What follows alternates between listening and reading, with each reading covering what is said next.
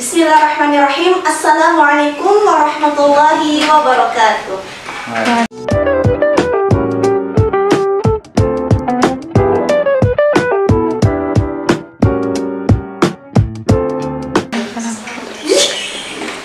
Hai sobat sekalian, selamat datang di Pusa, podcast putar sastra Arab. Nah, insya Allah kali ini beberapa menit ke depan kita akan berbincang-bincang santai nih seputar info-info perkuliahan yang ada di Universitas Ahmad Dahlan. Oke, jadi sobat Pusa sekalian, stay tune ya. Nah, jadi kita nostalgia dulu nih, apa sih POSA itu? Ya, jadi POSA itu adalah salah satu program dari teman-teman bidang Kominfo HMPS BSA UAD. Oke nih. Nah, tentu di POSA ini aku nggak sendiri dong. Kita ada guest star hebat nih yang tengah hadir di samping saya. Masya Allah. Assalamualaikum Kak Nabila. Waalaikumsalam. Masya Allah. Gimana kabarnya Mbak? Alhamdulillah baik. Alhamdulillah. Masya Allah.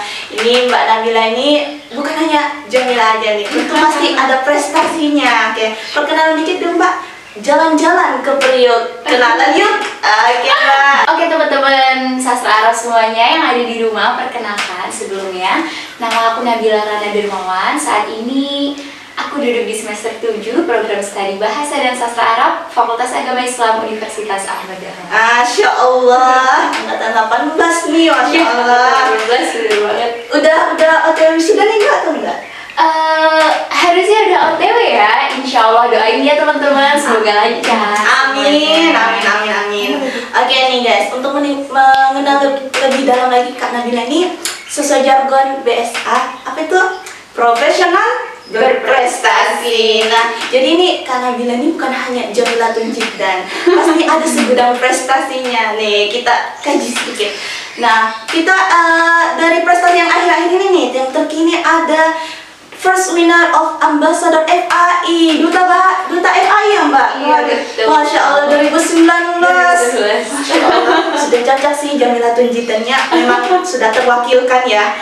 Oke, selanjutnya, wah ini nih juara yang membuat saya jadi langsung insecure nih, jadi bikin grogi nih waktu tahu kalau yang diundang nih ini juaranya ini. Saya sampai ada Mbak pencernaan gangguan grogi nih Mbak. Wah, juara 1 of National Podcast Competition, luar biasa di Lampung ya Mbak kemarin 2020. Iya betul, namun perlombaannya berlangsung via online teman-teman, karena ya saat itu kita sedang dihadapkan dengan pandemi ya, jadi kita belum bisa berkunjung ke Lampung saat itu. Ya Allah, aduh saya jadi insecure Mbak, grogi. Oke, selanjutnya ada nih yang baru-baru 2022, juara 1 of Scientific Traduce Competition oleh BEM ya, itu ngapain sih Mbak? Itu karya tulis ilmiah yang dilaksanain oleh penyelenggaranya itu Ahila yang ada di bawah Kemenag BEM FAI. Masya Allah, luar biasa, profesional berprestasi ya. Oke, sobat podcast kalian, jadi tema kali ini apa sih? Yaitu ada spirit mahasiswa dalam ranah kuliah offline Mbak. Wah, kuliah offline. Nah, kan Mbak Nabila nih dari angkatan 18 ya. Iya, berarti sudah merasakan pertama itu kuliah offline dulu. Setelah itu tiba-tiba COVID. Iya. Kuliah online. Iya benar. Setelah kuliah online mulailah penyembuhan blended. Sekarang setelah blended offline lagi. Iya betul. Masya Allah. Nah, kalau dari Kak Nabila sendiri nih, ada nggak sih perbedaan kuliah offline di masa Kak Nabila dari awal sampai perbedaan di kuliah offline sekarang? Oke, kalau untuk kuliah offline yang saat itu saya rasakan ya sebelum pandemi, itu seperti yang kita tahu semua kegiatan belajar mengajar itu berlangsung seperti ya jalan aja gitu. Iya betul. Jalan aja, kayak nggak ada pembatasan sana sini, nggak ada peraturan yang harus kita ikuti dan lain sebagainya. Namun di beberapa tahun lalu kita dikejutkan dengan adanya virus, dengan adanya pandemi yang itu benar-benar apa ya? Benar-benar kita harus banting setir, kita harus cari cara gimana caranya kita bertahan di era gempuran-gempuran virus itu, kita harus tetap berjalan. Nah, di mana apa ya? ketika kita memasuki masa pandemi itu banyak sekali perubahan yang terjadi. Di sana ada kita harus yang biasanya kita bisa tatap muka kita harus terbatas, kita harus alihkan semuanya via online dan online. Kalaupun mau keluar harus ada pembatasan, masker di mana-mana, cuci tangan, pengukuran suhu dan lain sebagainya. Sampai akhirnya kita masuk di zaman pandemi, endemi, lalu new normal seperti saat ini. Dan kemudian sedikit demi sedikit lembaga dan instansi mulai memasuki era belajar mengajar dengan hybrid learning, sampai sekarang akhirnya kita bisa offline sepenuhnya. Namun yang menjadi perbedaan signifikan di sini adalah mungkin saat ini pembatasan global itu masih ada ya. Kita masih tetap berdampingan dengan virus ini, namun kita tetap diminta untuk mengedepankan protokol kesehatan. Seperti halnya sebelum memasuki area kampus, kita ada pengukuran suhu terlebih dahulu, kita diwajibkan untuk cuci tangan dulu, dan terus bisa mungkin pakai masker dan ganti dengan jarak yang berkala, seperti itu. Itu yang saya rasakan. Betul sekali nih. Jadi bukan berarti udah offline full ini kita sudah enteng-entengan, udah nggak ada COVID nih, enggak juga, belum berarti gitu ya. Oke. Dari Kak Nabila sendiri nih, untuk apa sih hal-hal yang perlu disiapkan ketika menghadapi atau menjalani kuliah offline ke depan, baik dari segi materi, mental, atau fisik gitu, apa sih Kak? Oke, untuk menghadapi kuliah offline ke depan, gimana ya? Gimana nih teman-teman? Aduh, sudah ada dulu. Ini pengen siapin apa dulu nih? Siapin apa dulu? Pasti yang pertama itu yang perlu kita siapin adalah niat, teman-teman ya. Niat dalam diri dulu. Kita harus melatih kedisiplinan dan manajemen dalam diri. Kalau kita udah mau komitmen nih sama yang namanya kuliah offline, berarti kita harus siap. Apa aja sih yang harus kita siapin? Nah, kita harus bertanggung jawab atas diri kita sendiri. Kalau misalnya kita sudah kan ada pilihan ya, atau udah wajib offline semua? Sudah rata-rata hampir 90% offline.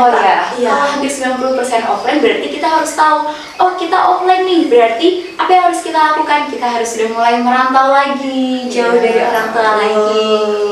Kita harus mulai merantau lagi. Kalau kelas jam 7, kita harus masuk jam berapa ya? Kita harus berangkat jam berapa? Bangun jam berapa? Itu sudah harus tertata ya, teman-teman. Belum lagi jarak kosnya dengan kampus yang nggak dekat-dekat juga.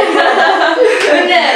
Kalau di masa online itu kita bisa jam 8 nih kita siap-siapin jam 8 kurang 5 di depan laptop gitu kan, bisa pegang minuman. Bener. Tapi kalau sekarang benar-benar kita harus fokus. Kembali lagi tanya ke diri kita, apa yang kita cari dalam dunia perkuliahan, apa goals kita, apa tujuan kita ke depannya, kita harus siap dengan itu, dengan pilihan kita sendiri. Betul banget sih. Nah, kalau dari Kak Nabila sendiri tuh kira-kira apa sih plus minus bisa kembali offline lagi sih Kak?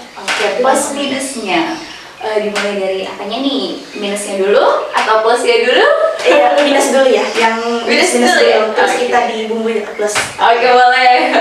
Minusnya kuliah offline itu karena kita kan kemarin itu melangsungkan pembelajaran via online, itu kan nggak lama ya, nggak sebentar ya, itu cukup lama, 2,5 hingga hampir 3 tahun. Dan itu kebanyakan kita memilih untuk pulang, untuk dekat dengan keluarga, lebih dekat dengan keluarga. Mungkin minusnya di sini adalah kita harus mulai membiasakan diri lagi untuk hidup mandiri di kota orang untuk mencari pendidikan. Itu minusnya ya. Minusnya mungkin kita harus lebih bisa bertanggung jawab atas diri kita sendiri, bisa bertanggung jawab atas apa yang kita pilih, dan juga mempertanggungjawabkan apa harapan orang tua kita di rumah. Nah, seperti itu mungkin. Itu lebih ke tanggung jawab atas diri sendiri ya, berarti kesadaran diri sendiri. Betul. Oke, jadi itu tadi ya, minusnya itu kita beradaptasi kembali. Kalau plusnya itu ya itu alhamdulillahnya COVID udah udah mereda, kita udah kembali offline, bertatap muka dengan dosen dan teman-teman. Bener banget. Oke. Nah, selanjutnya nih Kak, ada nggak sih Kak tantangan dari Kak Nabila tersendiri itu untuk ketika kita menghadapi menjalani kuliah offline? Tantangan ya? Tantangannya sebenarnya banyak ya teman-teman.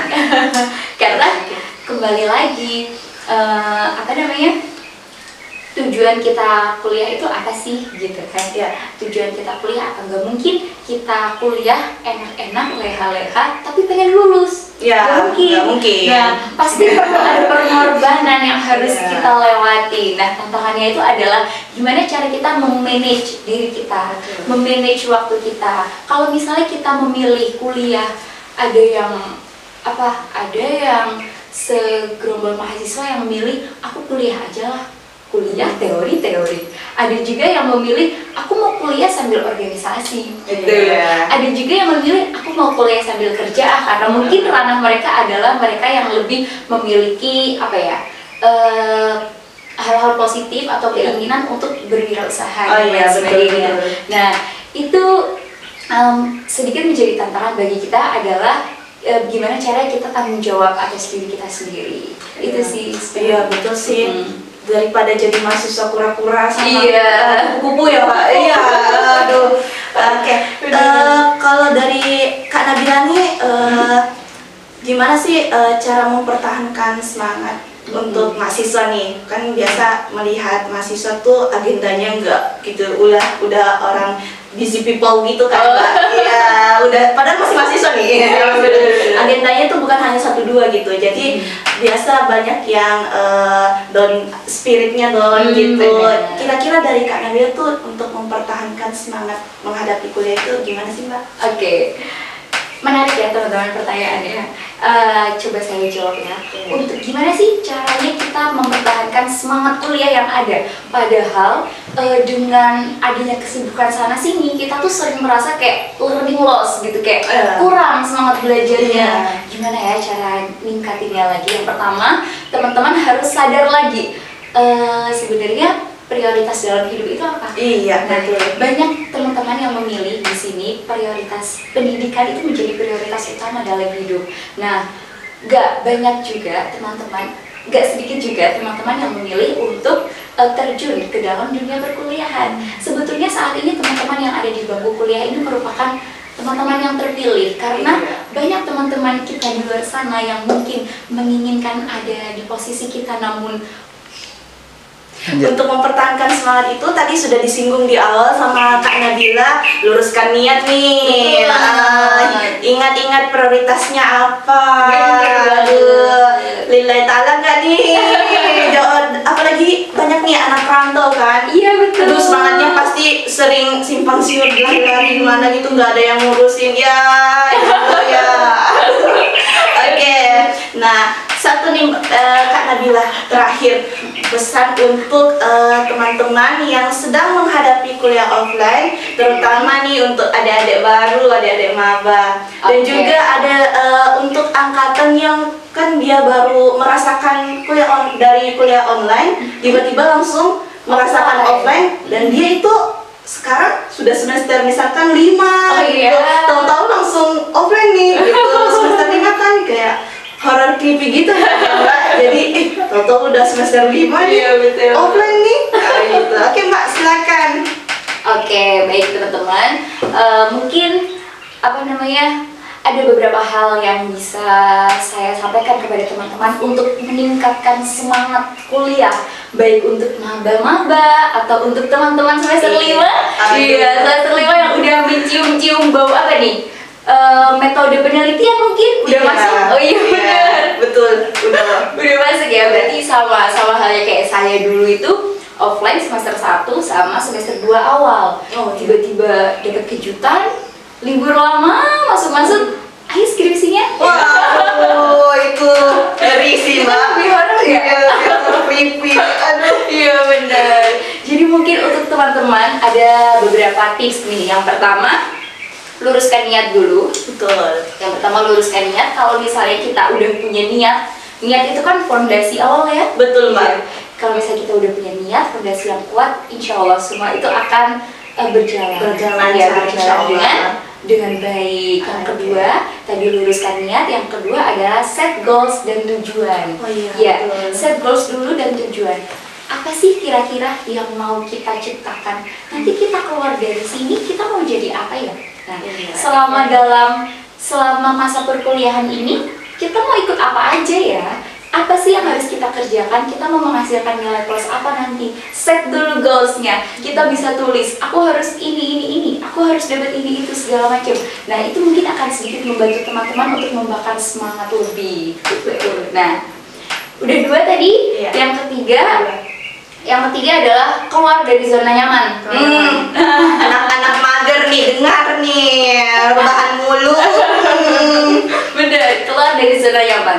Nah, gimana nih caranya kita mau menggapai apa yang kita tuju kalau kita cuma scroll TikTok, scroll IG, aduh Mau dapat apa ya? Iya benar. Jadi kita harus lawan rasa males. Nah, gimana caranya kita bisa alihkan sesuatu yang kira-kira ini bakal males, kita harus ganti, alihkan ke suatu hal yang positif, seperti misalnya olahraga, atau ikut kajian IMM mungkin, atau ikut kajian yang diadakan BEM atau himpunan dan lain sebagainya. Nah di situ nanti teman-teman akan terbuka, oh iya ya, oh ternyata gini ya, oh ternyata gitu ya, gitu.